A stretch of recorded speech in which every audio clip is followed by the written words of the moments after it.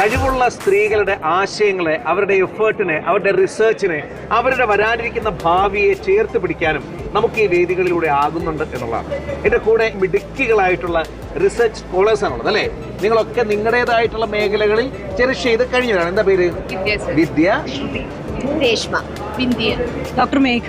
ഇവരൊക്കെ ഉണ്ടല്ലോ, ഇവരുടെ ആശയങ്ങളെ നമ്മുടെ മുമ്പിലേക്ക് കൊണ്ടുവന്ന് അവതരിപ്പിക്കുകയാണ്. ഏകദേശം 1.5 വർഷ കാലയളവിലുള്ള സമയത്തിനിടയിൽ ഇവരുടെ മനസ്സിൽ വിരിഞ്ഞ ആശയങ്ങളെ നമ്മുടെ മുമ്പിലേക്ക് യാഥാർത്ഥ്യമായി കൊണ്ടുവന്ന് അവതരിപ്പിക്കുന്ന ഒരു വിമൻ റിസർച്ച് ആൻഡ് ഇന്നൊവേഷൻ സ്റ്റോളിലാണ് ഞാൻ നിൽക്കുന്നത്. എങ്ങനെ പോകുന്നു?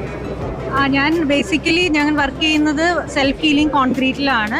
സോ അതിന്റെ പ്രോഡക്റ്റ് എന്താന്ന് ചോദിച്ചാൽ നമ്മൾ സാധാരണ സിമെന്റ് മോട്ടർ അതിനകത്തോട്ട് ഈ ഒരു കണ്ടന്റ് ആഡ് ചെയ്യുമ്പോൾ ചെറിയ ക്രാക്ക് ഒക്കെ ഇനീഷ്യലി തന്നെ സീലാവും.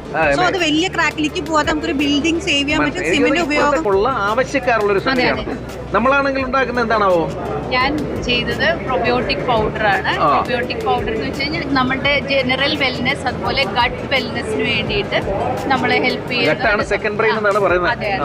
കമ്മ്യൂണിക്കേഷൻ പ്രോബ്ലം ഉള്ള കുട്ടികൾക്ക് വേണ്ടിയിട്ട് പേരൻസും അല്ലെങ്കിൽ ബൈസ്റ്റാൻഡേഴ്സും ടീച്ചേഴ്സും അവരില്ലാതെ തന്നെ അവർക്ക് ലേണിംഗ് എബിലിറ്റീസ് കൂട്ടാനും അതിലൂടെ അവർക്ക് സമൂഹത്തെ ഫേസ് ചെയ്യാനുള്ള കോൺഫിഡൻസ് അത് വർദ്ധിപ്പിക്കാനുള്ള ഡിവൈസാണ്. ഞാൻ ചെറുതേനീച്ചയിലാണ് റിസർച്ച് ചെയ്യുന്നത്. നിലവിൽ ചെറുതേനീച്ചയിൽ ഒരു ഹൈജീനിക് ആയിട്ടുള്ള ഒരു ഹാർവെസ്റ്റ് മെത്തേഡ് ഇല്ല. അപ്പം ചെറുതേനീച്ചയിലൊരു സിസ്റ്റമാറ്റിക് ഹൈജീനിക് ആയിട്ടുള്ള ഹാർവെസ്റ്റ് മെത്തേഡ് കൊണ്ടുവരിക.